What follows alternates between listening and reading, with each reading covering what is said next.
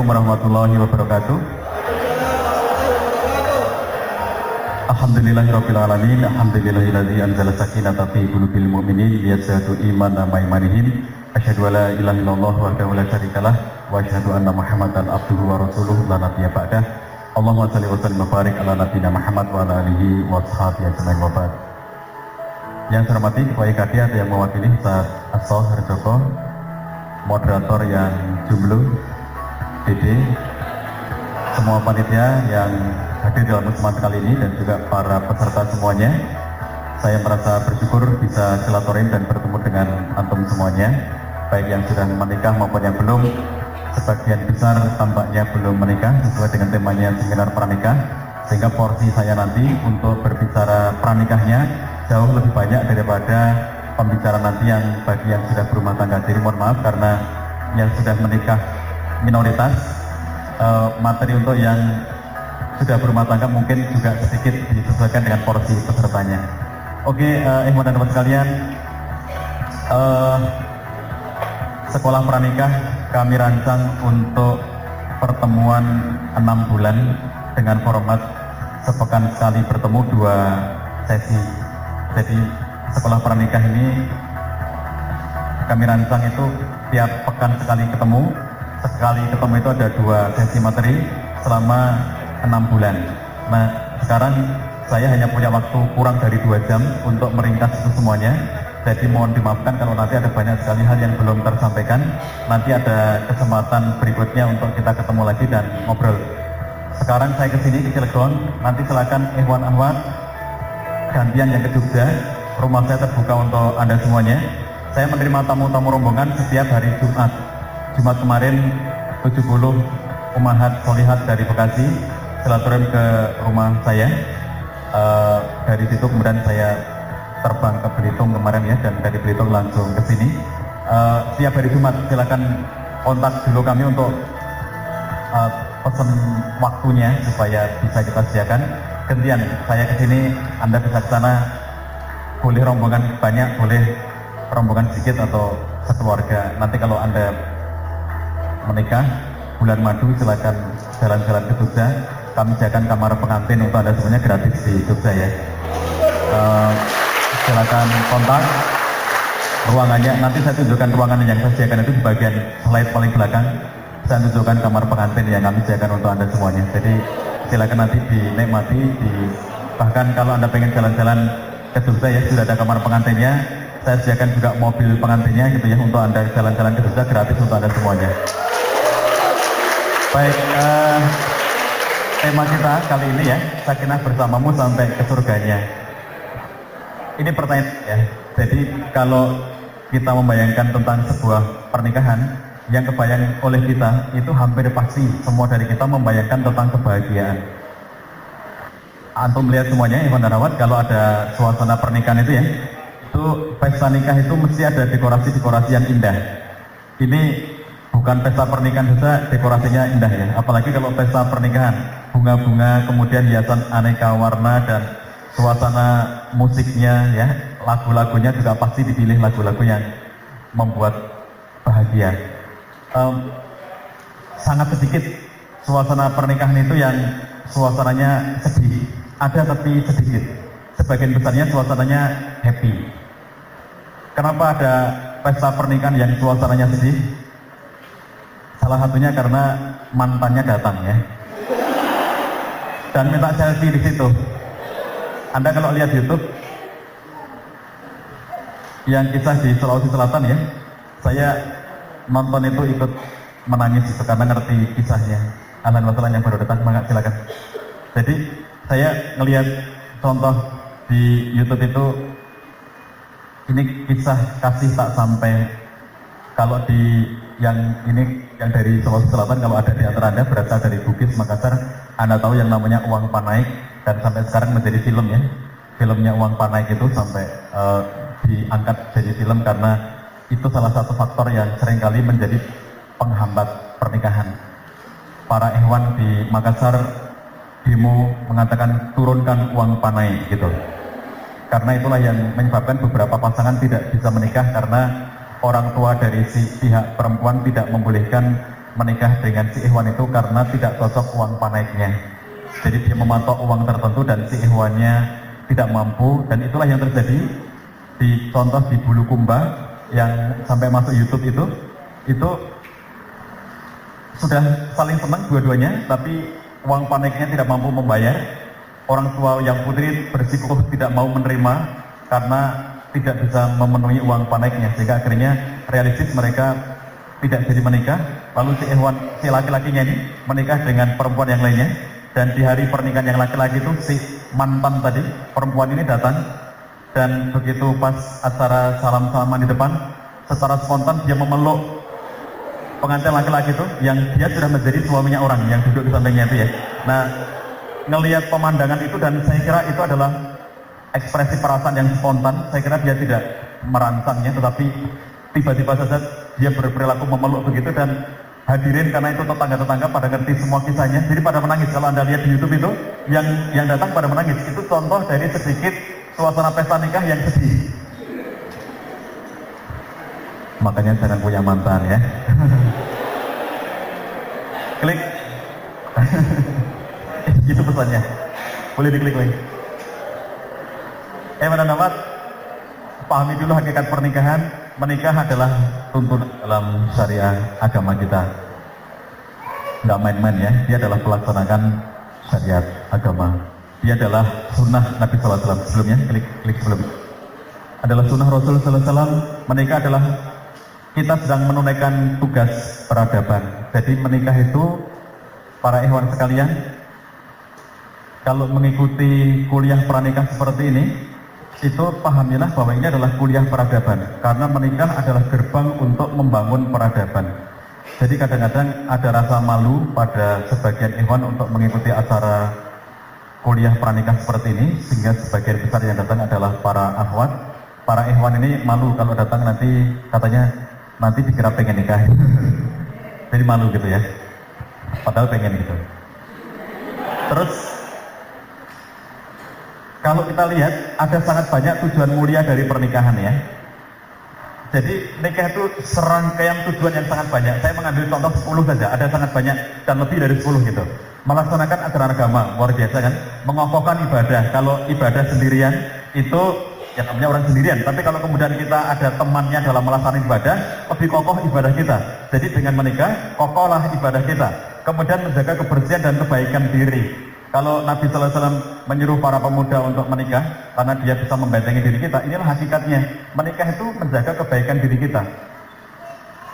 Tidak ada cara untuk membentengi diri dalam konteks syahwat yang lebih efektif daripada menikah. Puasa, sampai kapan kamu mau puasa? Kamu jangankan puasa Daud, sehari puasa sehari tidak. Andaikan kalian itu puasa setiap hari, padahal itu nggak boleh puasa dahar itu. Andaikan puasa setiap hari pun, itu nggak akan bisa, karena itu fitrah dari Allah SWT untuk kemudian fitrah itu disalurkan secara baik, secara benar oleh kita semuanya. Jadi fitrah itu nggak bisa dilawan. Orang yang ngelawan fitrah itu pasti kalah. Yang mematikan fitrah sama rusaknya dengan yang membebaskan fitrah. Yang mematikan fitrah itu mereka yang berkeyakinan tidak boleh menikah dalam kehidupannya untuk mencapai kebaikan diri. Itu ngelawan fitrah. Dan orang yang membebaskan fitrah adalah mereka yang mengekspresikan semua kesenangan syahwatnya tanpa aturan. Dua-duanya rusak. Nggak bisa. Jadi nikah adalah cara menjaga kebersihan dan kebaikan diri. Lalu dengan menikah kita mendapatkan ketenangan jiwa, mendapatkan keturunan, menyalurkan potensi fitrah tadi sudah, mewariskan nilai-nilai. Ini sangat penting. Tidak bisa kita mewariskan nilai yang kita yakini selama ini tanpa pernikahan. Jadi kalau kita tidak melakukan pernikahan, maka semua nilai-nilai yang kita yakini, keimanan, kemudian nilai-nilai ketakwaan, nilai-nilai kebaikan dalam Islam, itu berhenti pada generasi kita. Tidak akan terwariskan kalau kita tidak menikah. Satu-satunya cara untuk membuat supaya selalu ada umat Islam di muka bumi ini adalah dengan jalan menikah. Kalau kita semuanya menolak menikah, maka umat Islam akan habis seiring dengan kematian masing-masing dari kita. Tidak ada lagi generasi penerusnya. Maka satu-satunya cara mewariskan nilai-nilai Islam adalah dengan jalan menikah. Tidak ada cara yang lainnya. Menikah, lalu kemudian kita membina anak-anak kita, mendidik anak-anak kita, terwariskan nilai-nilai pada mereka, jadilah ada kesinambungan antar generasi. Menguatkan perjuangan, masing-masing kita memiliki nilai perjuangan tersendiri, apakah perjuangan yang sifatnya individu, ataukah perjuangan yang sifatnya kolektif. Banyak gerakan-gerakan Islam yang kemudian selesai sejarah perjuangan mereka, terkubur oleh sejarah, dicatat oleh sejarah, sebagai sebuah gerakan yang pernah ada dan hebat, tetapi tidak ada lagi ada sekarang, karena selesai pada zaman orang-orang terakhir mereka sudah dipanggil oleh Allah SWT, sementara mereka tidak punya generasi penerus. Perjuangan harus diteruskan dan cara meneruskannya adalah dengan pernikahan. Menebarkan dakwah dengan menikah, inilah dakwah bisa kita tebarkan. Apa dakwah yang bisa kita dapatkan dari pernikahan? Orang-orang melihat bahwa kita ajak Anda ke luar negeri sebentar aja sebelum ngerti nilai dakwahnya. Kalau kita ke Eropa, kalau kita ke Amerika, jalan-jalan di sana, itu kemudian orang-orang akan, kalau kita saling bertanya sebagai orang yang baru kenal gitu ya, Anda kuliah S2, S3 ke negara-negara Eropa, Amerika, Australia gitu-gitu, lalu kemudian Anda berkenalan dengan orang-orang asli di sana sebagai orang yang baru kenal, maka ada 3 pertanyaan sensitif yang tidak boleh Anda tanyakan kepada mereka itu. Pertama adalah tentang, mereka tersinggung kalau ditanya tentang umur. Mereka mau ditanya ulang tahun, tapi tidak pernah menyebutkan umurnya. Ulang tahunnya tanggal berapa, bulan apa, 4 tahun. Umur itu sensitif bagi mereka. Yang kedua, jangan ditanyakan agamanya apa. Mereka sensitif ditanya soal agama. Dan yang ketiga adalah, kamu menikah apa tidak. Itu urusan yang dianggap privasi bagi mereka. Jadi kalau kemudian kita di sana, terus masyarakat Indonesia di sana, kemudian orang-orang melihat kita ini berumah tangga, ditanya, kamu sudah berapa lama berkeluarga? Saya sudah 20 tahun, saya 30 tahun. Heran bagi mereka. Bagaimana mungkin kamu itu bisa menikah sepanjang itu? Apa kamu itu tidak bosan gitu? Menurut perspektif Barat, problem dalam hidup berumah tangga adalah terlalu lama mencintai orang yang sama. Jadi mereka itu nggak paham bagaimana kemudian kita itu bisa menikah sekian lama, itu nggak paham mereka itu. Kabarkan kepada masyarakat dunia bahwa kita bahagia dengan pernikahan kita, itulah dakwah. Terus membangun peradaban. Jadi di menikah itulah terbangun peradaban kemanusiaan. Maka ini banyak sekali tujuan-tujuan mulianya. Ini contoh 10 saja ya, klik. Ketika suatu saat nanti Anda menikah dan Anda merasa tidak bahagia dalam pernikahan Anda, perhatikan ya, yang akan merasakan perasaan ketidakpuasan dan ketidakbahagiaan dalam hidup berumah tangga pertama kali adalah perempuan. Data Kementerian Agama menunjukkan 70% perceraian bermula dari gugat cerai pihak istri. 70%. Datanya sudah disampaikan oleh Jomblo, 40 kasus perceraian tiap jam, 350.000 cerai tiap tahun, setara dengan 40 perceraian setiap tahunnya. Antum semuanya sudah duduk di sini 1 jam, di luar sana sudah ada 40 orang bercerai. Kita sudah masuk jam kedua, sebentar lagi ada 40 orang bercerai. Tapi mereka bercerai bukan karena antum duduk di sini, gak ada hubungannya ya. Jadi kalau kemudian suatu saat kalian merasa tidak bahagia setelah menikah nanti, ingat, klik lagi, tujuan menikah itu ya, itu bukan hanya untuk seneng-seneng, ngerti ya? Jadi suatu saat dalam hidup rumah tangga kita pasti menemukan sesuatu kondisi yang tidak sesuai dengan harapan kita. Ada perasaan nggak senengnya, ada perasaan nggak happy-nya, perasaan sedihnya, perasaan kecewanya. Suatu saat dalam hidup rumah tangga kita merasa yang tidak menyenangkan, yang tidak membuat kita, ingat, tujuan mulia dari pernikahan. Tujuan nikah itu bukan hanya untuk seneng-seneng. Nih, di luar sana itu ya, yang pacaran-pacaran itu kan di luar sana itu. Kalau di sini kan nggak ada yang pacaran. Maksudnya kalau pacaran nggak di sini gitu.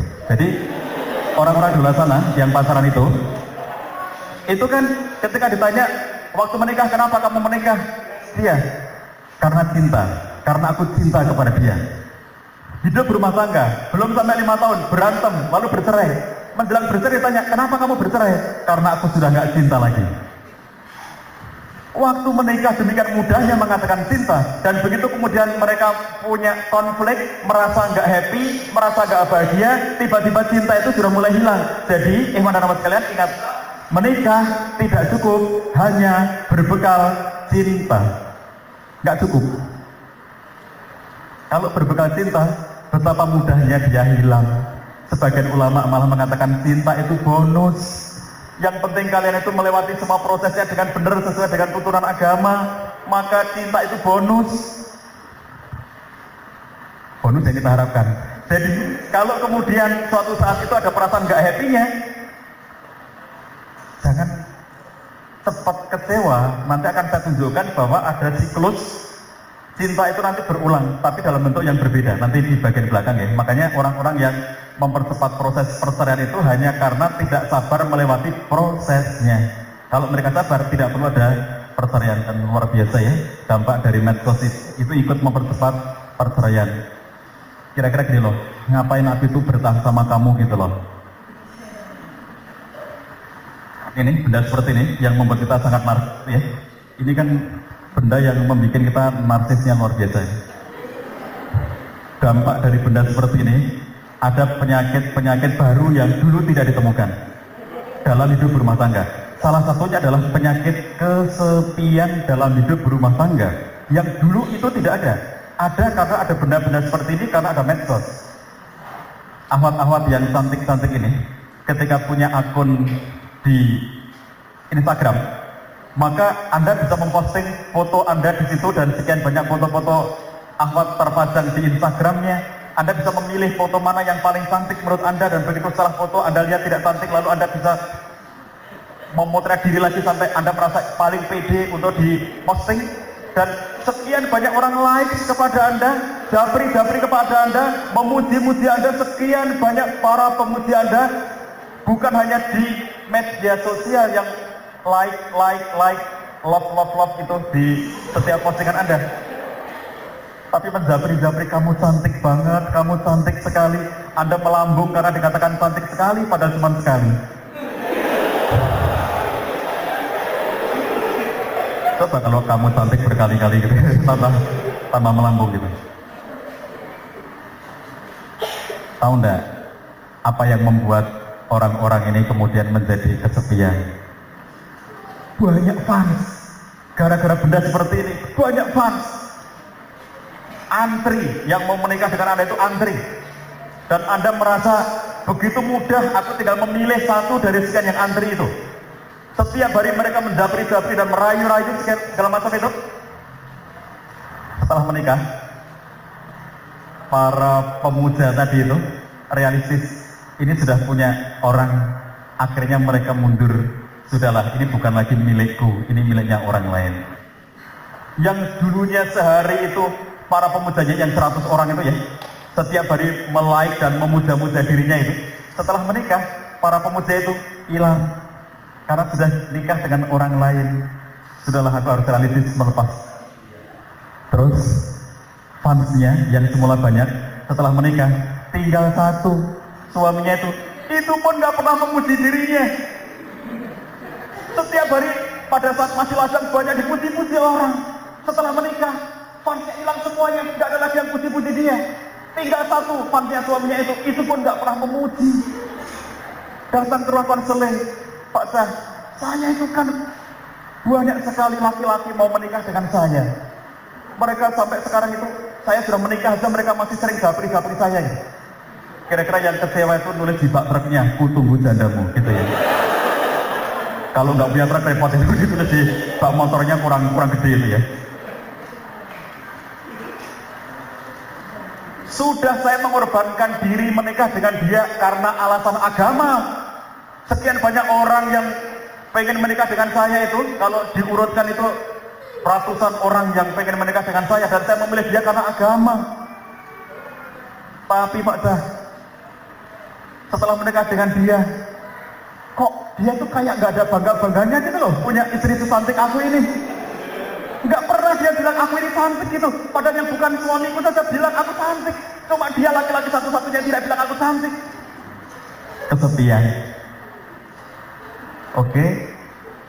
Yang ikhwan juga demikian, laki-laki yang kesepian. Pak Cah, dulu saya banyak fans. Semuanya dampak dari benda ini. Dulu ketika nggak ada benda-benda seperti ini, kita nggak ada fans begini. Setelah ada begini, ya Allah, ini menimbulkan banyak hal kepada kita ya. Seorang klien saya datang ke rumah, orang jauh ya. Maksudnya untuk datang ke rumah saya itu harus mengorbankan diri, membeli tiket pesawat segala macam karena jauh. Dia mengatakan pada saya, Pak Cah, sejak SMA saya itu sudah dikejar-kejar banyak perempuan. Sampai sekarang masih banyak sekali perempuan ngejar-ngejar saya. Saya nggak nanya sih yang ngejar siapa dia, polisi, KPK, kejaksaan, apa segala macam gitu. Polisinya sengaja menugaskan polwan untuk ngejar-ngejar dia, nggak tahu. Jadi begitu kemudian anak orang ini ngerasa dikejar-kejar banyak wanita setiap saat dari sejak SMA. Sekarang Pak Cah, istri saya itu loh, kok kayak nggak ada bangga-bangganya sedikit pun punya suami seganteng saya, suami yang kesepian. Setelah punya istri masih kesepian, setelah punya suami kesepian, merasa tidak bahagia, merasa tidak happy. Ingat, pada saat nanti Anda ketidakbahagiaan, perhatikan ya, kan nikah bukan hanya untuk senang-senang. Ada tujuan pernikahan yang tidak bisa dicapai kecuali hanya dengan menikah. Di antara sekian banyak tujuan tadi itu ya, ada banyak tujuan yang tidak bisa dicapai kecuali hanya dengan menikah. Maka jangan hanya berharap senang. Jadi nikah itu adanya senang dan senang banget itu. Jadi kalau nggak ketemu senang ya ketemu senang banget lah gitu ya. Tapi bagaimana Anda mengerti bahwa itu senang kalau tidak mengerti yang namanya sedih? Oke? Bagaimana kalian mengerti bahwa membahagiakan banget kalau tidak pernah mengalami sebuah kesedihan yang banget? Apa indahnya kalau ini putih semuanya, kalau tidak ada warna lainnya? Apa indahnya kalau ini hitam semuanya, kalau tidak ada warna lainnya? Kita baru tahu bahwa ada warna lain itu ketika memang ada bandingannya, sedih. Maka kemudian kita merasa ada happy-nya. Kita klik, ada 10 langkah, tidak akan saya bahas semuanya. Sejak dari persiapan diri yang memadai. Yang kedua, menentukan batas waktu. Yang ketiga, menjaga kebaikan diri. Yang keempat, mencari calon. Yang kelima, meminta pendapat dan nasihat dari orang yang dipercaya. Kemudian nazar dan ta'aruf, memantapkan pilihan. Kemudian khitbah atau minah, lalu kemudian akad nikah. Dan yang terakhir adalah walimah, pesta pernikahan. Klik. Ya, klik lagi. Nomor satunya persiapan diri yang memadai ya. Ilmu dan pemahaman. Ngerti dulu ilmunya. Jadi inilah yang mohon maaf nih ya. Bagaimana caranya agar ikhwan ini memiliki banyak ilmu tentang menikah? Kenapa saya katakan ikhwan? Ini perbandingannya sudah kelihatan. Jadi gimana nih kalian besok itu punya suami yang belum pernah ikut sekalipun seminar pranikah. Kalian besok punya suami yang belum pernah sekalipun ikut kuliah pranikah. Mau nggak kalau bikin sertifikasi? Kalian sepakat semua para ahwat.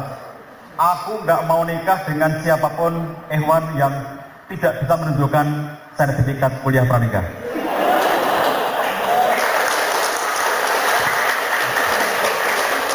Jadi yang butuh sertifikasi itu ikhwan. Kenapa? Ahwat ini nggak usah sertifikasi, datang terus. Kalian tanyakan sudah berapa kali ikut kuliah pranikah? Untuk naik motor saja, Pak Polisi mengharuskan kita punya SIM. Untuk naik mobil, Pak Polisi mengharuskan kita punya SIM. Sekarang mau ada sertifikasi khotib, ya kan? Khotibnya nggak datang. Siapa bisa jadi khotib? Saya. Sudah punya sertifikat? Belum. Lah, akhirnya nggak bisa jadi kan? Besok kalau sertifikat khotib sudah diberlakukan tuh, akhirnya banyak sekali jumatan yang kosong karena banyak yang belum punya sertifikat itu ya. Itu masa menikah nggak punya sertifikat padahal membangun peradaban. Membangun peradaban jauh lebih besar daripada sekedar naik motor di jalan. Mestinya lebih layak untuk mendapatkan sertifikat. 2 sertifikatnya. Pertama, sertifikat pranikah, pernah mengikuti pembekalan pranikah sampai lulus. Yang kedua, lulus sekolah calon ayah. Bagi yang laki-laki dan yang perempuan lulus sekolah calon ibu. saya belajar di banyak tempat ya, mohon maaf nih, banding-bandingkan aja ya. Di Malaysia, laki dan perempuan tidak akan diproses nikah kalau tidak bisa menunjukkan sijil. Sijil itu sertifikat pranikah yang diperoleh kalau dia mengikuti pembekalan pranikah. Di Singapura, negara sekuler itu, orang tidak akan diproseskan menikah kalau tidak mengikuti pembekalan pranikah yang lamanya 5 hari. Singapura, negara sekuler. Di Australia, tidak akan diproses nikah kalau tidak mengikuti pembekalan pranikah selama 3 hari. Untuk ikut dapat diproses nikah itu ikut dulu pembekalan pranikah 3 hari. Australia, negara sekuler. Di Indonesia, bebas, terjun bebas. Jadi gimana tuh ya, kita itu yang mestinya negara sangat religius dengan jumlah umat Islam terbanyak di seluruh dunia, itu mestinya kita yang harus bisa lebih membekali umat kita. Di Indonesia itu yang sudah bersertifikasi itu cuma satu, gereja, itu yang sudah mensertifikasi. Anda lihat orang-orang gereja sebelum menikah pasti ikut pembekalan pranikah dan dapat sertifikat, baru ngurus ke gereja, kemudian diproses pernikahan. Kalau mereka belum dapat itu, belum bisa diproses. Besok ya, para ahmad sepakat ya, kompak. Jangan ada yang terima. Nanti kalau kalian ada yang terima satu aja, ini ada Ewan belum dapat sertifikat, karena ngelamar Anda nggak mau, ngelamar yang lainnya yang mau lah, itu nanti dia tetap nggak dapat sertifikat. Anda sebenarnya kompak. Ngelamar Anda nggak mau, karena kamu belum punya sertifikat pranikah. Nanti ngelamar yang lain nggak ada yang mau. Jadi mau nggak mau dia harus ikut kuliah pranikah. Kalau kompak gitu. Klik ilmu apa saja kan dalam konteks ilmu ya, hukum syariat tentu saja pasti, pengetahuan dan keterampilan praktis berumah tangga it's okay, psikologi laki-laki dan perempuan, ilmu komunikasi, manajemen kerumah tanggaan itu contoh ilmu saja. Masih banyak yang lainnya ya. Ini misalnya ya, psikologinya laki perempuan. Kalau bab ilmu syariah Anda belajar di mana-mana, sangat banyak kajian-kajian di masjid dan seterusnya. Tapi contoh psikologi laki-laki dan perempuan itu sangat jarang kajian yang spesifik membahas tentang itu. Tadi saya katakan, kenapa perempuan itu paling cepat mengalami ketidakpuasan dalam pernikahan? Pertama, karena perempuan itu lebih banyak menggunakan perasaannya dalam berinteraksi dan berkomunikasi, sementara laki-laki lebih banyak menggunakan akalnya. Jarak antara akal dengan perasaan itu adalah jarak yang menyebabkan kekecewaan. Perhatikan, menurut laki-laki, dia mengucapkan sebuah kalimat tertentu kepada istrinya, lalu istrinya tersinggung. Menurut laki-laki, aku cuma ngomong begitu aja kok kamu tersinggung. Kata laki-laki, aku cuma ngomong seperti itu loh, kok kamu tersinggung. Kenapa? Akal. Istri yang mengatakan, kamu telah mengucapkan kata-kata yang menusuk jantung hatiku. Kenapa? Perasaan. Kata-kata yang sama, satunya menangkap dengan perasaan, satunya mengucapkan dengan akalnya. Contoh ekstrim. Tapi nyata, suami istri datang ke tempat kami, istrinya nggak tahan, pengen bercerai, lalu sebelum cerai mereka konseling. Kata istrinya, saya sudah nggak tahan Pak Cah hidup dengan dia. Ini sama-sama aktivis dakwah ya. Saya nggak tahan hidup dengan dia karena orangnya sangat kasar. Saya tidak menyangka bahwa dia aktivis tapi omongannya kasar kepada istrinya. Contoh kasar seperti apa? Banyak banget Pak Cah, tapi saya mengambil 2 contoh yang paling menyinggung bagi saya, dan 2 kata-kata inilah yang menyebabkan saya sudah nggak tahan hidup dengan dia dan akhirnya saya minta untuk bercerai. Suatu saat dalam sebuah kemarahan besar, suaminya kalau sudah marah itu nggak bisa mengontrol emosi, dia mengeluarkan kata-kata yang ternyata menyakiti istrinya, dan menurut dia itu kayak gitu kok menyakitkan gitu. Yang satu, mohon maaf ini kasar banget, tapi bahasa Jawa dan Anda yang tidak Jawa tidak akan tahu ya, jadi tidak usah diterjemahkan.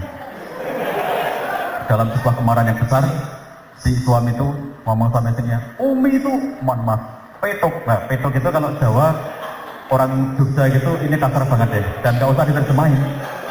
Umi itu petok gitu. Kalau di Jogja ada bakpia petok gitu ya. Oh beda ya, bukan. Beda itu. Ini menyakitkan bagi istrinya, sangat menusuk hatinya.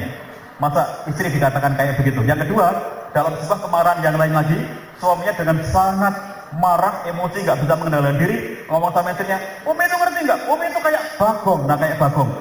Kata istrinya ketika di ruang konseling, dia bilang begini, Pak Cah, kalau saya dikatakan kayak Limbo, masih mending Pak Cah. Limbo itu perempuan, Bagong laki-laki Pak Cah. Wayang itu loh, Semar, Gareng, Petro, Bagong, tahu ya? Itu laki-laki.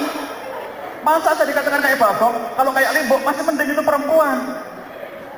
Saya tanya suaminya, sesi keduanya, sesi dengan suami. Saya tanya suaminya, bener antum suka marah-marah emosi sama istri? Iya Pak, saya itu kelemahan saya. Kalau saya sudah emosi memang tidak terkontrol, kata dia. Saya tanya, bener antum pernah ngatain Petuk sama Bagong sama istri antum? Iya Pak Cah, itu yang saya betul-betul kelepasan, katanya gitu. Tapi yang membuat saya heran Pak Cah, kok diomongin Bagong aja tersinggung itu loh, katanya. Kalau dia tuh nggak kayak Bagong, nggak usah tersinggung. Kalau dia tersinggung, berarti bener kayak Bagong. Tuh, akalnya suami. Menurut perasaan istrinya, Masya Allah, kamu itu loh, suami kok ngomong kayak begitu kepada istrinya. Tetapi menurut suaminya, ya cuma diomongin kayak begitu loh, ya, ringan banget ya. Masya Allah. Jadi itulah jarak antara akal dengan perasaan. Ini bahkan kemudian, kenapa ada kekecewaan di dalamnya? Contoh nih, psikologi suami istri, Anda memahaminya itu. Kalau suatu ketika, dengan akal Anda ya, wahai kaum laki-laki, Allah kasih rasio kepada Anda. Perempuan juga dikasih akal, Anda juga dikasih perasaan. Bedanya apa? Yang membedakan adalah seberapa banyak potensi Allah itu kita manfaatkan. Laki-laki lebih banyak memanfaatkan potensi akalnya dalam berinteraksi, perempuan lebih banyak memanfaatkan potensi perasaannya dalam berinteraksi. Tapi positifnya adalah dengan akal Anda itu, maka Anda bawa emosi saat terjadi konflik keluarga. Anda yang harus cool karena akal. Contoh, pelajaran bagi Anda yang belum nikah susah banget ya ngerti omongan saya ini ya. Tapi coba diingat-ingat besok kalau bertengkar ya. Anda nggak nyambung nih. Saya yakin Anda nggak nyambung dengan omongan saya ini. Jadi suatu saat suami istri konflik ya. Pada suatu saat suami istri konflik. Perhatikan kaum laki-laki. Tadi saya katakan Allah kasih rasio yang lebih banyak Anda manfaatkan. Bersikaplah tenang pada saat istri Anda emosional, karena istri Anda sedang mengeksplorasi perasaan, dan eksplorasi perasaan itu sangat menenangkan bagi dirinya. Jadi, pada saat dia sedang mengeksplorasi perasaannya, mengeluarkan kata-kata yang kadang-kadang bagi Anda itu tidak nyaman, tetapi ingatlah, dia akan nyaman setelah mengucapkan kata-kata. Jadi, bagi laki-laki, suatu saat konflik dengan istrinya, jangan terpaku pada isi kalimat istri Anda. Problemnya adalah, ini gantian Anda yang harus tahu, para istri dan calon istri, struktur otaknya laki-laki itu terformat mengambil data dan fakta dari setiap ucapan istrinya. Anda ngomong apa saja, menurut struktur otaknya laki-laki, itu adalah data dan fakta. Contoh, aku benci banget sama kamu, saking emosinya Anda. Anda mengatakan, aku benci banget sama kamu. Kaum perempuan mengatakan, aku benci banget sama kamu. Itu eksplorasi perasaan. Anda merasa tertuduh, berarti kamu membenci aku, itu data dan fakta.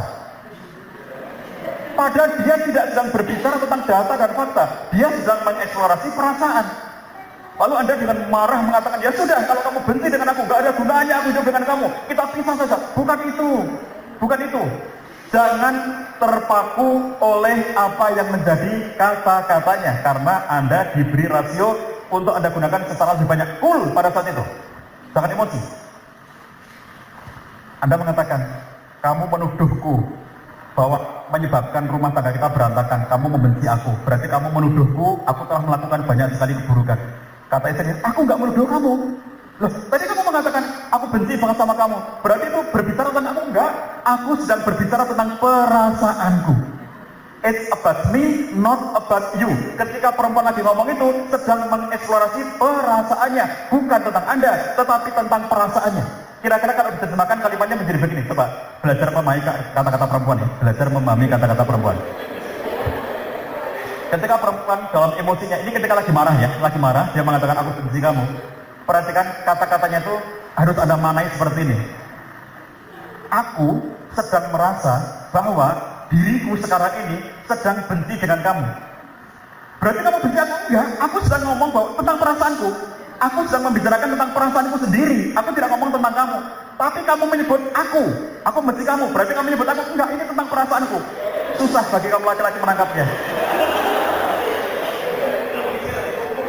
Jadi dia ingin mengungkapkan begini, sekarang ini aku ngerasa bahwa aku itu lagi benci dengan kamu. Lah ya itu berarti kan tentang aku? Enggak, bukan tentang kamu. Aku sedang berbicara tentang perasaanku. Jarak antara logika dengan perasaan, oke? Itu yang sering membuat konflik. Suatu ketika istri saking marahnya, emosi, lalu istri mengatakan, ya sudah kalau begitu, aku pergi aja ke rumah orang tuaku, aku nggak mau lagi tinggal dengan kamu, aku pergi aja ke rumah orang tuaku. Kalau laki-laki, jangan terpaku pada apa yang menjadi isi kata-kata istrinya. Ketika dia mengatakan, aku pergi aja, Anda mengambilnya sebagai data dan fakta, dia mau pergi. Lalu dengan cepat Anda mengatakan, yaudah kalau mau pergi, ini ongkos taksinya. Jangan. Rusak kalau seperti itu. Dia sedang mengekspresikan perasaannya. Harapan istri ketika dia mengatakan, ya sudah kalau begitu, aku pergi aja dari rumah orang tuaku. Harapan istri adalah respon suami itu, jangan pergi dong saya. Kalau kamu pergi aku gimana dong? Aku gak bisa hidup tanpa kamu, please deh jangan pergi. Itu harapannya, bukan ini apa saksinya. Loh, bukan begitu. Kaum laki-laki mengambil data dan fakta, kaum perempuan mengeksplorasi perasaan, gak nyambung. Jadi kami di ruang konseling itu, saya mulai kegiatan konselor keluarga, konseling keluarga itu tahun 2000 sampai sekarang sudah hampir 17 tahun menjalani kehidupan sebagai konselor pernikahan dan keluarga. Setiap hari ketemu dengan masalah-masalah keluarga, ada yang datang ke rumah kalau pas kami di rumah, kalau pas nggak di rumah begini ya, itu ada yang tanya lewat chatting ya, lewat WA, lewat email dan seterusnya. Kemarin yang jemput saya, ID mana orangnya? Mau dimaafkan, dia jemput saya dari bandara Cengkareng sampai di sini. Tapi saya tinggal jawabin WA, saya bilang sama dia, mohon maaf, saya nggak punya waktu untuk jawab ini kecuali kalau pas di perjalanan begini ini. Jadi kalau ini nggak saya manfaatkan untuk jawab pertanyaan-pertanyaan ini, nanti semakin banyak yang tidak terjawab oleh saya. Jadi nemenin saya dari tapi saya dimanjakan jawabin banyak. Itulah yang kegiatan saya sehari-harinya. Kalau pas di rumah, sekian banyak yang datang ke rumah, walaupun namanya Jogja Family Center, tapi yang datang bukan hanya orang Jogja, datang dari semua tempat, bahkan ada yang dari luar negeri. Belum lama, sekitar setengah tahun yang lalu, klien kami dari Singapura, orang Indonesia, tapi karena saya pernah ngisi kegiatan di sana, mereka sengaja datang ke Indonesia, ke Jogja untuk konseling masalah keluarganya. Saya katakan, Anda jauh-jauh datang ke sini, nggak apa-apa Pak, pokoknya yang penting bisa terselesaikan. Jadi, karena tiap hari ketemu masalah keluarga itu sepanjang hampir 17 tahun ya, tiap harinya ketemu masalah keluarga, itu yang menyebabkan wajah saya itu wajah masalah, karena tiap hari ketemu dengan masalah. Orang datang ke konselor itu kalau ada masalah ini terlambat mereka tuh ya. Harusnya datang ke konselor itu ketika lagi happy. Nanti akan kami beritahukan bagaimana cara menghadapi masalah. Rata-rata orang sudah punya masalah baru datang ke konselor, terlambat banget deh. Tapi nggak apa-apa, mau nggak mau kami harus hadapinya. Orang berantem gitu ya. Kemarin ini contoh nih, kami kalau di ruang konseling itu kami selalu berikan waktu 2 bulan bagi klien untuk akses kami. Waktu kamu 2 bulan mengakses saya. Silakan bikin janjian pertemuan atau kalau saya memerlukan, saya mengakses kamu. 2 bulan harus selesai, mau nggak mau 2 bulan harus selesai. Kita berikan waktu 2 bulan. Yang ini belum selesai nih, salah satu contoh klien ini masih dalam waktu 2 bulan yang belum selesai itu. Masalahnya apa? Suami menangkap data dan fakta. Kata istrinya, aku benci banget dengan kamu, aku nyesel nikah dengan kamu. Susah payah saya menjelaskan kepada suami itu bahwa istri itu maksudnya nggak begitu. Ketika saya konfrontir suami istri ketemu, kan sesi pertama istri doang, sesi kedua suami doang, sesi ketiga suami istri ditemukan. Waktu sesi suami istri itu, saya tanyakan kan, saya konfrontir kepada istrinya, Mbak, memang kamu nyesel nikah dengan dia? Ya enggak lah Ustaz, bagaimana aku nyesel? Kita sudah punya 3 anak, aku dulu juga yang sepakat menikah dengan dia, mana mungkin aku nyesel? Terus kenapa Mbak ngomong nyesel nikah dengan dia? Itu lagi emosi Pak Ustaz, aku lagi emosi dan aku nyesel ngomong seperti itu. Suaminya nggak bisa, katanya nggak bisa. Kamu nyesel kan dengan aku? Ngapain aku nikah dengan orang yang nyesel dengan aku? Jadi itu kenapa waktunya 2 bulan? Karena kalau cuma 3 sesi seringkali nggak selesai. Sesi istri saya dapatkan versinya, sesi suami saya dapatkan versinya. Ditemukan masih belum ketemu. Saya harus ketemu lagi dengan dua-duanya secara sendiri-sendiri. Jadi saya ngomong lagi dengan suaminya sendirian, saya ngomong lagi dengan istrinya sendirian, lalu ditemukan lagi 2 bulan insya Allah selesai. Jadi pada pertemuan yang terakhir dengan suaminya saya jelaskan bagaimana beda dan cara memahami kata-kata istri. Yang jin saja bingung tadi ya, atau jin tadi bingung memahami, kan suruh bikin jembatan aja lebih mudah daripada memahami kata-kata perempuan ya. Ini mesti yang ngomong ini laki-laki, nanti kalau yang ngomong perempuan lebih susah memahami kata-kata laki-laki, susah bicara dengan laki-laki itu. Jadi kalau kita lihat ini kan babnya mengerti tentang hal yang berbeda. Ini contoh psikologi laki-laki dan inilah yang kelak akan menimbulkan kekecewaan pada Anda karena Anda lebih banyak menggunakan perasaan. Contohnya, perempuan itu, ini yang harus Anda pahami, perempuan itu karena selain suka mengeksplorasi perasaan, struktur otaknya itu jalur majemuk, multi tracking. Struktur otaknya perempuan ini jalur majemuk, multi tracking, bertabak-tabak gitu. Jalurnya otak laki-laki kita ini itu jalur tunggal, mono tracking, satu begini. Dampaknya apa? Kalau komunikasi, laki-laki itu bicara to the point karena mono tracking. Perempuan kalau bicara tidak bisa to the point karena multi tracking. Laki-laki itu ditanya satu, jawabannya satu. Perempuan ditanya satu, jawabannya 57. Karena ini mono tracking, ini multi tracking. Tidak tahu bab seperti ini menimbulkan banyak sekali konflik dan kekecewaan. Contohnya nih, istri ini kan ini kalau di luar sana yang tadi saya bilang orang-orang pacaran itu ya di masa pacaran, oh banyak sekali rayuan-rayuan, banyak sekali ngegumbal gitu sehingga melayang-layang si istri itu senang banget itu ya sama istri itu ya. Oh dia laki-laki yang sangat baik. Begitu sudah menikah, tiba-tiba diam saja suaminya. Para akhwat, perhatikan, laki-laki setelah menikah lalu dia mulai mendapatkan sakinah dengan istrinya. Sejak saat itu dia kehilangan kemampuan verbalnya. Saat dia sudah mulai sakinah dengan Anda, kehilangan kemampuan verbalnya. Yang dulunya Anda merasa dia banyak sekali bicara, setelah kemudian menikah ternyata diam saja. Itu saatnya dia merasa sakinah dengan Anda. Perempuan salah paham, kamu nggak cinta lagi dengan aku ya. Dulu kamu sering ngerayu-ngerayu aku, sekarang kamu diem saja. Dulu kamu sering muji-muji aku, sekarang kamu diem saja. Kamu sudah mulai melupakan aku dan kamu sudah tidak lagi cinta dengan aku. Padahal kamu laki-laki itu lagi happy-happy dengan istri merasa dia nggak perhatian lagi. Suamiku nggak perhatian lagi dengan aku. Contoh nih, psikologi seperti ini kalau nggak ada pahami, Anda akan kecewa di awal-awal. Yang belum nikah, kecewa dulu sekarang ya. Biar besok nggak usah kecewa, ya. Sekarang kecewa dulu. Besok kalau Anda menikah, Anda pasti ketemu itu. Kalau saya ngomong di Facebook, saya ngomong di Instagram, laki-laki itu makhluk yang irit bicara, dia laki-laki itu makhluk yang sekali ditanya jawabannya juga satu, dia bicara to the point. Yang paling banyak bantah omongan saya di Facebook maupun Instagram, itu mesti tipenya perempuan dan lajang. Dia mengatakan, nggak bener itu Pak Satu, buktinya cowok saya itu banyak ngomongnya, itu cowok kamu, belum suami kamu, besok kalau nikah, rasain sendiri. Itu yang namanya zona nyaman pada laki-laki, comfort zone. Laki-laki itu begitu menikah cepat sekali memasuki comfort zone, zona nyaman. Diam saja, itu zona nyaman. Sudah sakinah bersama dengan Anda. Bedanya dengan perempuan, kalau dia sudah mulai nyaman dengan suaminya, dia akan ngomong terus. Jadi kalau istri Anda cerewet, itu normal. Perhatikan kaum laki-laki, kalau istri Anda cerewet itu normal. Kalau istri Anda, ini ada yang sudah menikah, kalau protes kepada saya, Pak Sah, istri saya itu anteng banget di rumah, itu stres. Kok istri Pak anteng di rumah, itu stres, itu depresi, ketemu sama suaminya. Normalnya perempuan itu memproduksi 20.000 kosakata tiap harinya, dan laki-laki hanya 7.000 kosakata tiap harinya.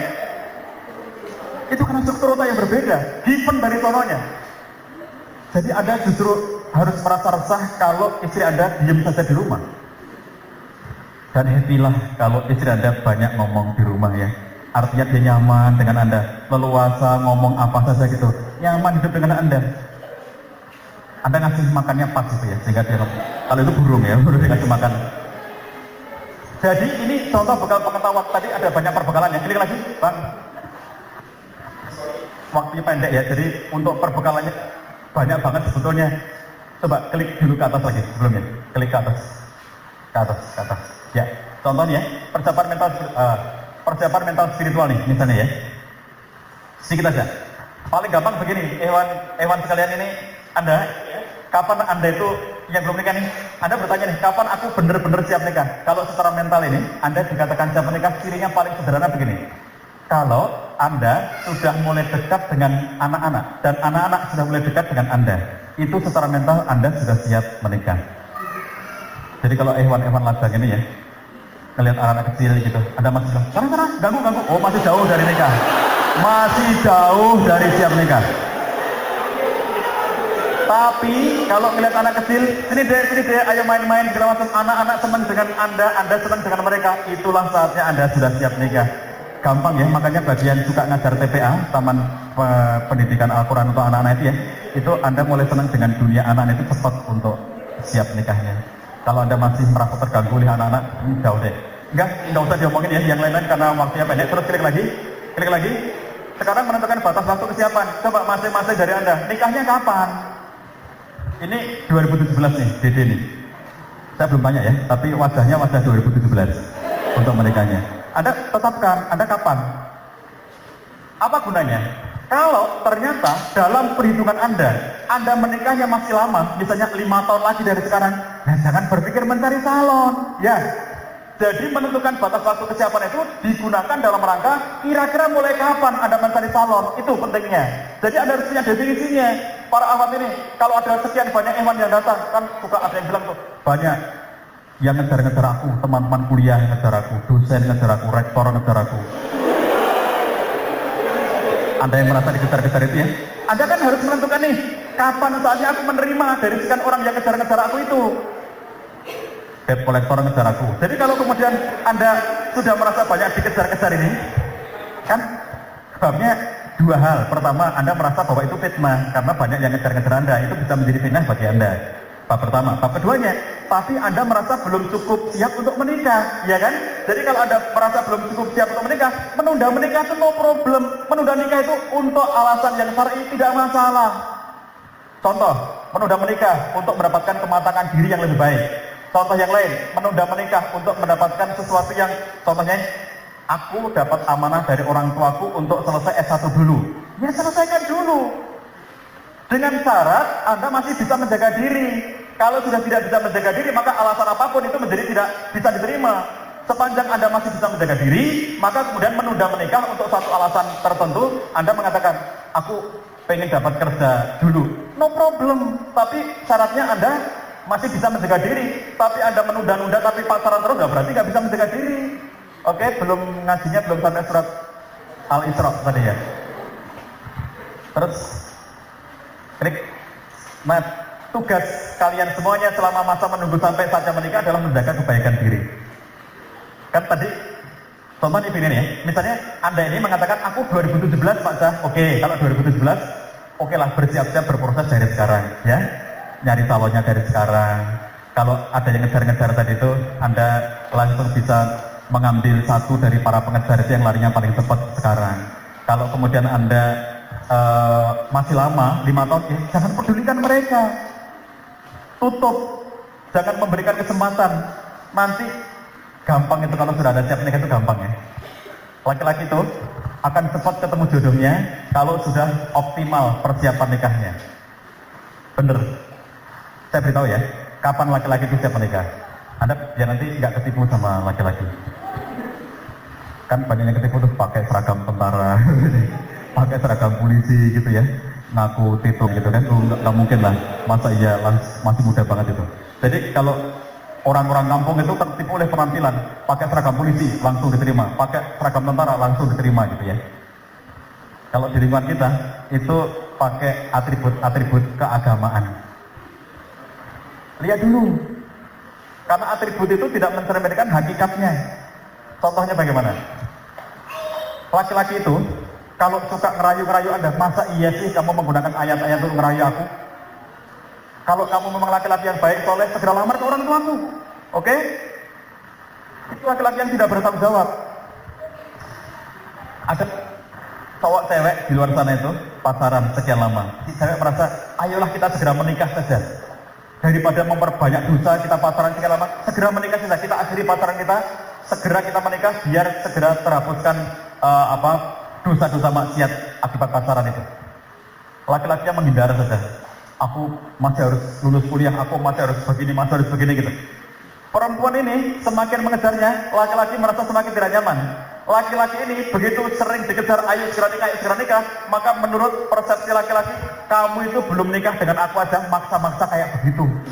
Bagaimana kalau kamu besok menjadi istriku, kamu besok menguasai rumah tanggaku, sekarang belum nikah aja sudah maksa-maksa kayak begitu.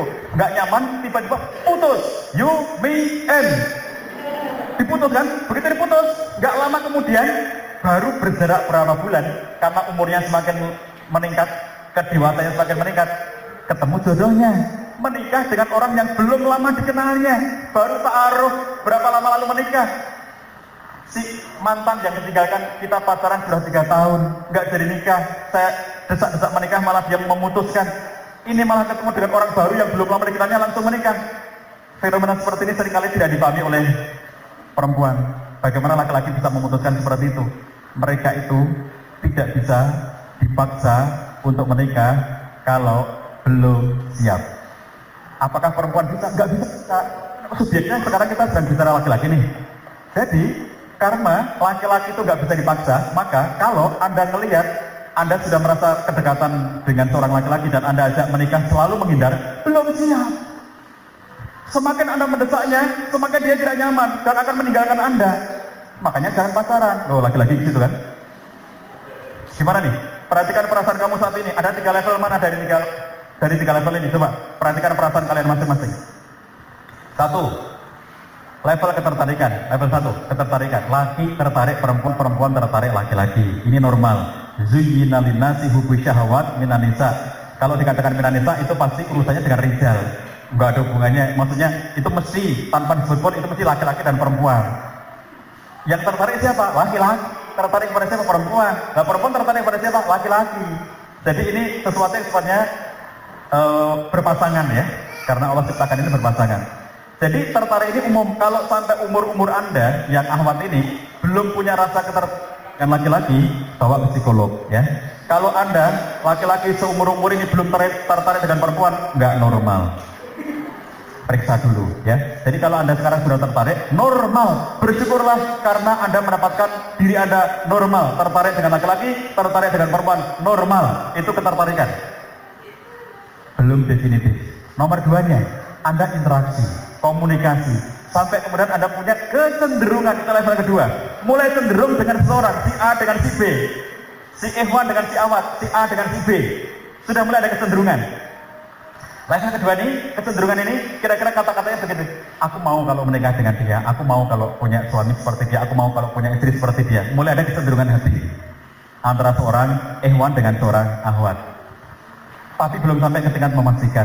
Kalau suasana ini ditindaklanjuti dengan interaksi dan komunikasi yang rutin dan intens, maka perasaan akan naik dengan sendirinya ke level yang ketiga, yaitu ketergantungan hati. Itulah fase falling in love. Bahasa mana tadi? Serang. Bahasa Cilegon. Bahasa Jermannya Witing Tersno Jalaran Seko Kulino. Klik. Suasana level 3 itu, ini ketergantungan hati disebut falling in love, jatuh cinta. Suasananya tidak rasional, akal tidak lagi berfungsi pada suasana jatuh cinta itu. Duh, pokoknya kalau orang itu ngomong lagu, itu segera ketahuan umurnya ya. Saya nggak ngerti lagu-lagu baru. Terpaksa saya menyebutkan lagu lama yang kalian tidak mengenalnya. Kata Vina Panduwinata, bahkan itu siapa aja kamu nggak kenal ya, umurnya beda lah. Kata dia, ternyata asmara tak sama dengan logika. Gombloh, semakin nggak tahu lagi gombloh itu siapa. Kalau cinta sudah melekat, pai kucing rasa coklat. Kata Siti Nurhaliza, mungkin masih agak kenal ya, Nurhaliza ya. Kata dia, kalau jatuh cinta itu mandi tak basah, tidur tak lena. Tidur tak lena, mandi tak basah. Apa itu? Ya pokoknya nggak rasional. Jadi suasana jatuh cinta itu suasana seseorang terinfeksi oleh orang yang dicintainya. Segala sesuatu tentang si dia, apapun tentang si dia. Warna yang disenangi oleh orang yang dicintainya menginspirasi dirinya. Makanan yang disukai oleh orang yang dicintainya menginspirasi dirinya. Sesuatu yang dulunya dia tidak suka dengan itu tiba-tiba menjadi suka. Ada Ahmad nggak senang banget dengan mie ayam. Oh, makanan kampungan mie ayam itu. Karena dia senangnya sebangsa-sebangsa spaghetti dan seterusnya. Ini masak makan kok mie ayam. Ternyata jatuh cinta dengan laki-laki yang penggila mie ayam. Jadi senang mie ayam. Itu yang namanya terinfeksi oleh seseorang yang dicintainya. Bukan hanya itu. Kalau di sebuah TPA ada seorang ustadz dan ustadzah yang karena tiap hari mengajar di situ, interaksi terus-menerus itu, tumbuh rasa senang di antara mereka sampai level ketiga. Lalu biasanya setelah TPA, sholat maghrib bersama di masjid itu, ikhwannya jadi imam sholat masjid di masjid itu berjamaah, lalu ahwatnya itu salah satu makmum yang ada di belakang bersama dengan jamaah yang lainnya. Karena rutin begitu, si ahwat ini sampai hafal dengan surat-surat yang biasa dibaca oleh si ikhwan, dan dia mengatakan itulah suratnya si ikhwan itu. Ini surat Quran loh. Tapi dia merasa mempribadi banget itu suratnya dia itu. Si ikhwan ini karena di belakangnya ada seseorang yang dicintainya, nggak mungkin dong dia terima membaca kulhu kayak gitu dong. Pasti dibaca ayat-ayat terpanjang yang dia menghafalnya, dan kemudian karena sering membaca ayat-ayat dan surat itu, maka si ahwat ini jadi hafal itulah surat dan ayat yang sering dibaca oleh dia. Si ahwat ini ikut menghafalkan. Suatu ketika si ahwat ini sholat berjamaah di masjid lainnya, imam itu membaca ayat yang biasa dibaca oleh si ikhwan, yang kebayang itu suratnya si ikhwan itu, langsung kebayang dengan si ikhwannya. Segala sesuatu selalu terbayang oleh si dia. Hafal suara motornya. Ini lagi kegiatan begini, tiba-tiba ada suara motor, kayak helikopter, itu motornya si dia. Segala sesuatu menginspirasi banget. Jadi sudah terinfeksi. Jatuh cinta adalah peristiwa kimia, fisika, biologi yang melekat dalam diri seseorang, dan orang ini terinfeksi oleh orang yang sangat dicintainya. Segala hal tentang dia adalah tentang keindahan. Ahwat ini kalau nulis di buku catatan kuliah jelek banget tulisannya dia, nggak karu-karuan tulisannya gitu. Tapi si ikhwan karena cinta dengan dia begitu pinjam buku catatannya, Masya Allah tulisan kamu, aku belum pernah melihat karya seni seindah tulisan kamu ini. Kelak ketika Anda sudah menikah dan selesai masa romantik love Anda, maka ini akan menjadi bahan pertengkaran Anda. Kamu kuliah S1 nggak bisa tulis yang benar, masa tulisan jelek kayak begini, dulu dipuji-puji. Itulah jatuh cinta. Oke, jadi di masa ini Anda sudah tidak rasional. Ciri orang jatuh cinta di mana-mana sama, yaitu keras kepala. Kalau ada ahwat jatuh cinta kepada seorang ikhwan, diperingatkan oleh ahwat yang lainnya, oh jangan dekat-dekat dengan dia loh, dia itu orangnya tidak baik loh, bla bla bla, dia itu track recordnya macam-macam yang tidak baik begitu loh. Apa kata ahwat ini? Kalian tidak tahu apapun soal si dia, aku yang paling tahu tentang dia. Kalian tidak ngerti apapun. Orang yang cinta selalu keras kepala. Kalau ada ikhwan senang dengan seorang ahwat jatuh cinta sampai level ketiga, diberitahu kamu jangan dekat-dekat dengan dia nggak baik begini begitu, kamu nggak ngerti apapun sih tentang si dia, aku yang paling tahu. Keras kepala. Jadi ketika seseorang ini sudah di level ketiga ini, itu sudah nggak rasional, klik. Makanya kapan memutuskan menikah? Kalau Anda di level mana tadi itu ya? 1, 2, apa 3? Kalau Anda menikah itu bagusnya Anda di level 1 maksimal level 2. Oke, kenapa? Masih rasional. Kalau Anda sudah di level ketiga, mohon maaf nih, saya orang yang kejam untuk urusan ini. Jadi kalau yang konseling ke teman saya mesti nangis gitu, karena saya ngomongnya jahat itu kalau urusan seperti ini. Saya bilang, kamu sudah di level ketiga dengan segala atributnya. Saya beritahu, kamu ngerasa ini, iya Pak Cah. Kamu ngerasa ini, iya Pak Cah. Kamu ngerasa ini, iya Pak Cah. Kamu sudah di level ketiga. Hanya ada 2 pilihan ekstrim di level ketiga. Nikah sekarang atau putuskan sekarang. Kejam. Sekarang Pak, iya sekarang. Gimana caranya? Kamu pulang ngomong sama orang tua kamu, nikah sekarang. Nggak bisa Pak, berarti pilihan kedua, putuskan sekarang. Gimana caranya? Nah, saya punya caranya. Di rumah saya tuh, karena konselor ya, di rumah saya tuh sampai saya punya locker tempat penitipan smartphone, handphone dititipkan ke saya. Jangan pakainya lagi, titipkan ke saya. Kamu nggak bisa dihubungi lagi sama dia. Saya beritahu cara memutus sekarang itu. Kalimatnya saya dikte. Katakan seperti ini kepada calon kamu. Bla bla bla bla. Mulai sekarang saya tidak akan terima apapun dari kamu, tidak akan hubungi kamu dan tidak bisa kamu hubungi. Nanti pasti dia akan bisa menghubungi kamu lagi. Tapi paling tidak untuk saat ini dia akan mengalami kesulitan selama beberapa saat. Titipkan dulu di sini. Di tempat itu banyak penitipan handphone, terutama, mohon maaf ya, sensitif, terutama yang sudah berumah tangga, jatuh cinta dengan perempuan.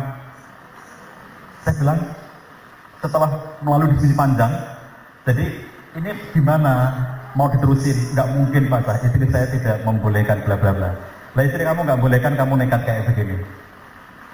Dia sudah senang sama saya Pak. Iya, kan kamu yang memulai bukan dia.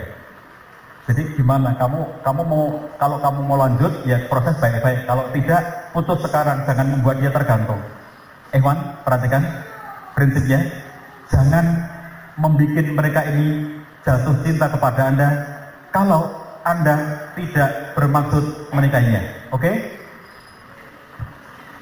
Gantung perasaannya. Sudah terlanjur senang dengan Anda, ternyata dia masih main-main.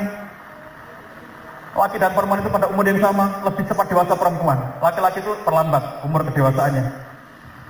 Itu sebabnya rata-rata kalau laki-laki menikah umurnya lebih tua daripada perempuan ya. No problem kalau perempuan lebih tua, no problem. Tapi maksud saya, lihat konteks kedewasaannya. Saya hanya bicara rata-rata. Jadi, kalau kemudian Anda itu masih searching itu, dia masih searching, masih googling, Anda sudah memutuskan.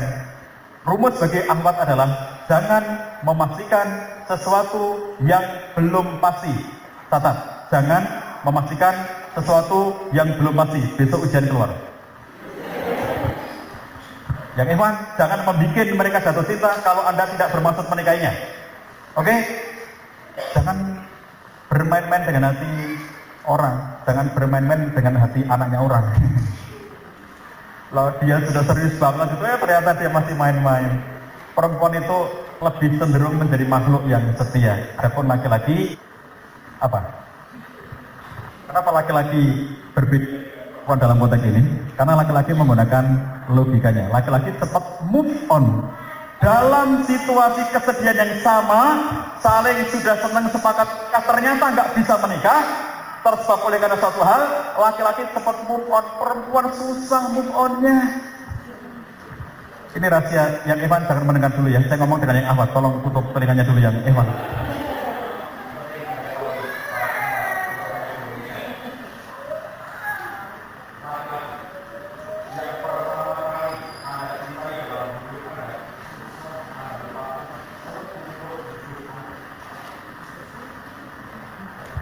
Nggak dengar kan?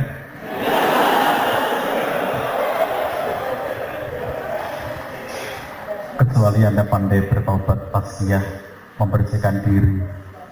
Kalau tidak, ya Allah, saya di ruang konseling, seorang ibu-ibu datang, Pak Zah, saya lagi berantem dengan suami saya. Di masa saya berantem dengan suami ini, hadirlah seseorang laki-laki yang pernah singgah di hati saya 20 tahun yang lalu. Terlalu indah untuk dilupakan, ada lagunya itu ya. Apa itu? Terlalu indah dilupakan, terlalu sedih diingkan, setelah aku jauh berjalan dan kau ku tinggalkan. Bayar dong. Kan ngamen ini. Waktunya habis. Oh, pengen diganti. Sebentar ya, ini lagi seru-serunya nih. Jadi ini nih. Jika sudah di level ketiga, kamu itu sudah nggak bisa terima masukan. Jadi kalau memutuskan menikah itu di level kedua maksimal, level 1 atau level kedua masih rasional, menerima masukan, bisa diajak musyawarah, mana yang paling baik, menghilangkan subjektivitas. Semua dari kita punya subjektivitas, tetapi kurangilah subjektivitas itu dengan jalan meminta nasihat, meminta syuro kepada orang-orang yang terpercaya. Kalau sudah di level ketiga pilihannya ekstrim, nikah sekarang, putus sekarang. Itu kalau saya omongin begitu mesti nangis di rumah saya. Pak Sah jahat, iya saya jahat. Kalau saya tidak ngomong begini sekarang, kamu akan semakin lama spend waktu kamu nunggu seseorang yang tidak pasti, pilih yang pasti. Maka jangan memastikan sesuatu yang belum pasti. Ahwat ngomong, kenapa kamu kok sudah jatuh cinta sama dia? Karena dia mau menikahi saya, Pak Zah. Dari mana kamu tahu kalau dia mau menikahi kamu? Dia sudah berjanji, baru janji. Dia sudah datang ke rumah saya, Pak Zah, baru datang ke rumah. Jangan memastikan sesuatu yang belum pasti. Anda bermain-main dengan hati Anda sendiri. Kelak susah Anda itu menjaganya. Semakin setelah di level ketiga itu nggak jadi nikah gitu ya.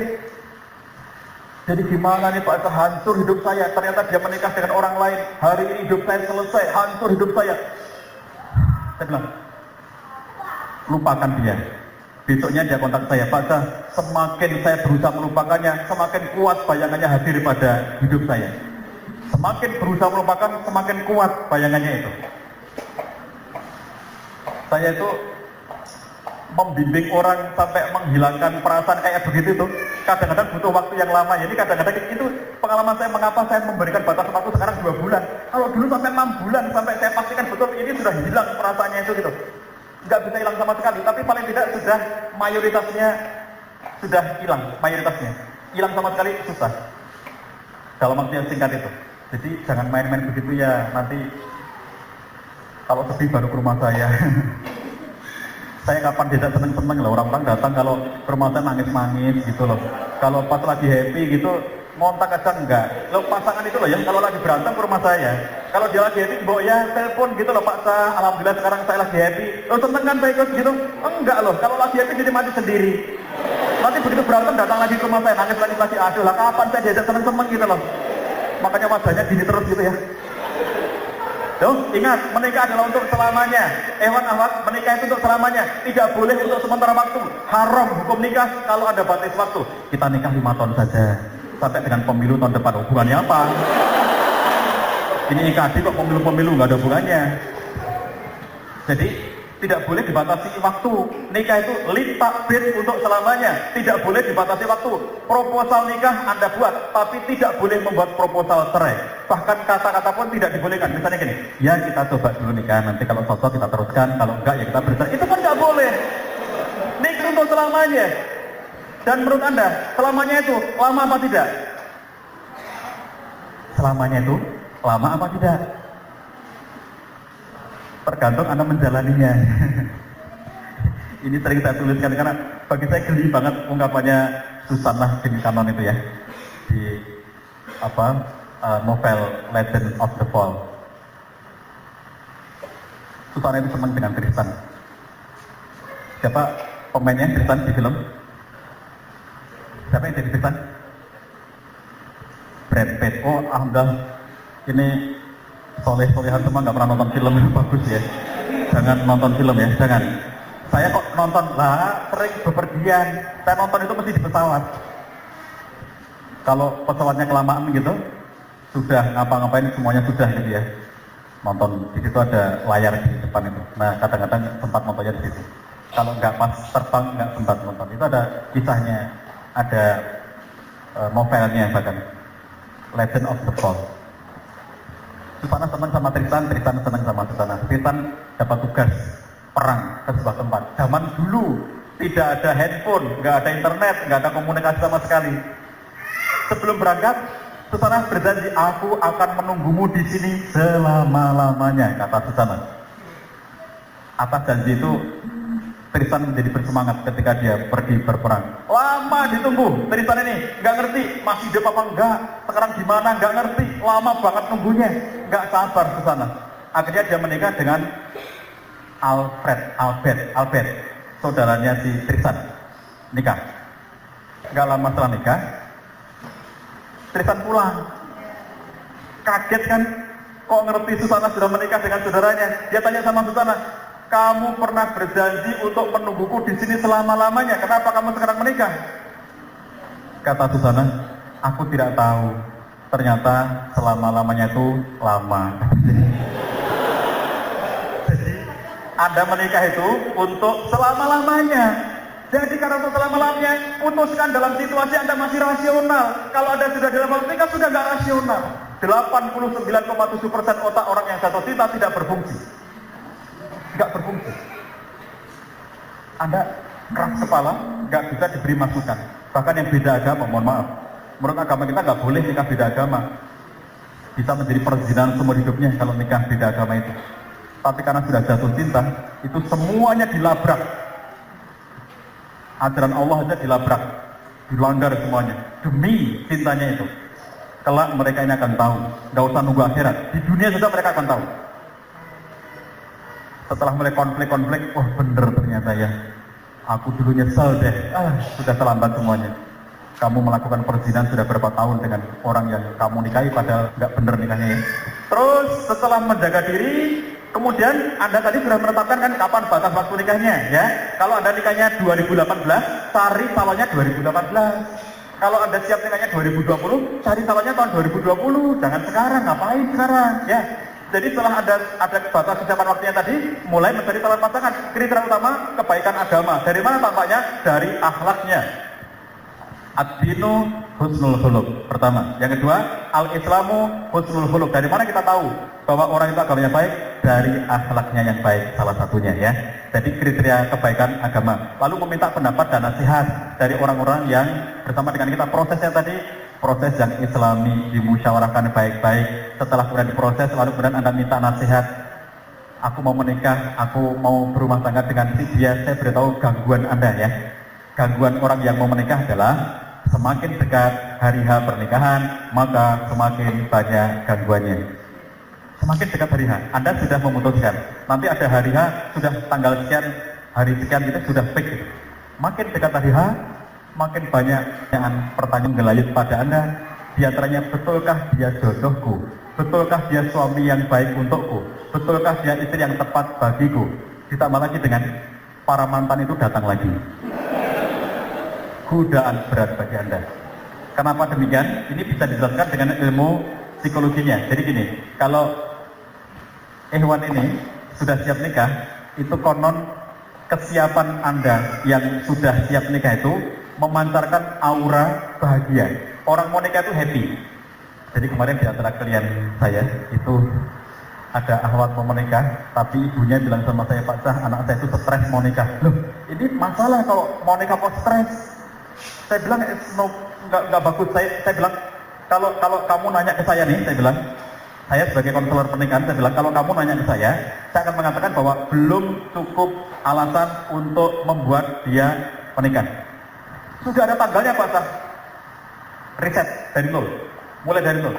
Omong baik-baik. Kamu siap nikah nggak? Kamu nikah dengan dia, oke apa enggak? Kalau enggak, tunda dulu sampai ada kesiapannya. Kalau dia sekarang murung, lalu kemudian gelisah, lalu kemudian nggak mau komunikasi, menutup diri di kamar, tidak makan berhari-hari, dianggap ini, lah itu namanya kawin paksa.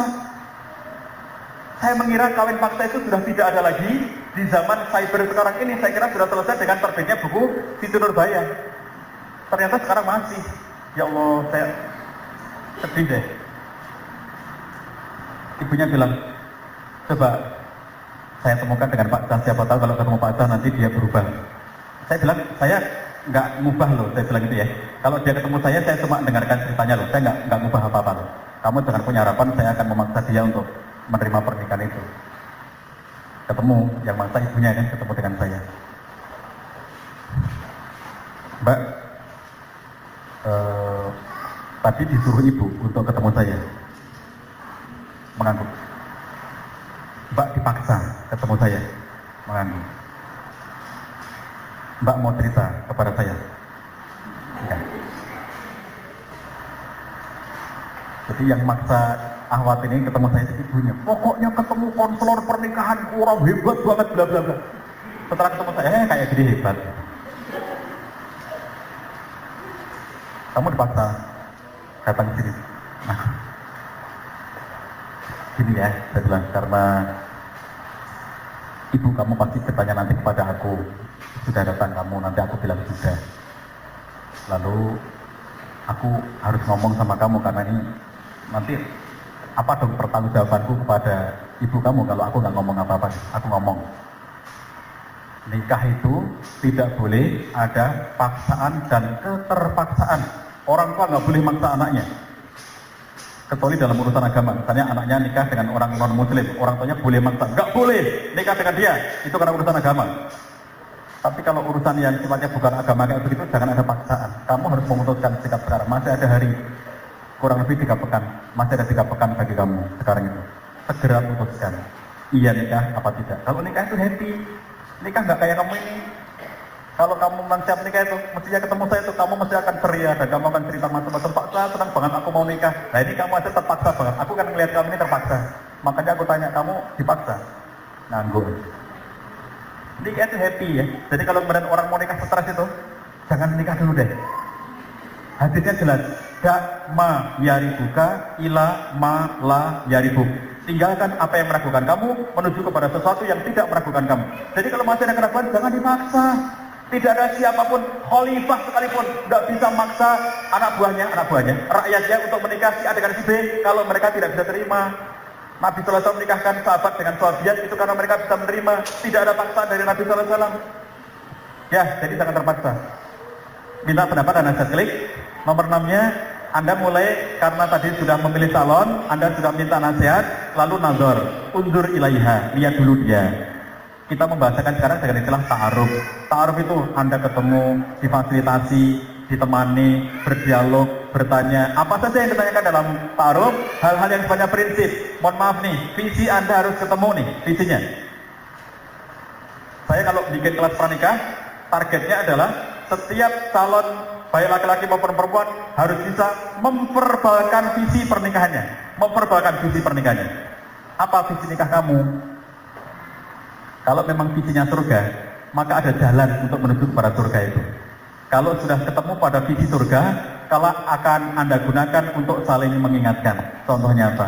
Kalau ketika suaminya marah-marah ya, suami pulang ke rumah marah-marah gitu, lalu Anda ingatkan, bang, katanya pengen masuk surga, kok marah-marah gitu. Pastilah suami Anda akan tambah marah ya, karena sudah marah kok malah ditanyakan begitu, pasti tambah marah. Nanti kalau dia tambah marah, tanyakan lagi, apakah surganya Allah itu isinya para pemarah? Apakah surganya Allah itu isinya orang-orang yang mudah mengekspresikan kemarahannya? Bukankah hadisnya sudah kita hafal semuanya? La taghdab walakal jannah. Jangan suka marah bagimu surga. Ini untuk urusan kayak begitu kok marah. Katanya pengen masuk surga. Ingatkan ketika dalam masa-masa hidup berumah tangga kelak tentang surga itu. Jadi hal-hal yang sensitif itu apa? Mohon maaf nih ya. Sensitif. Omongin memang taruh.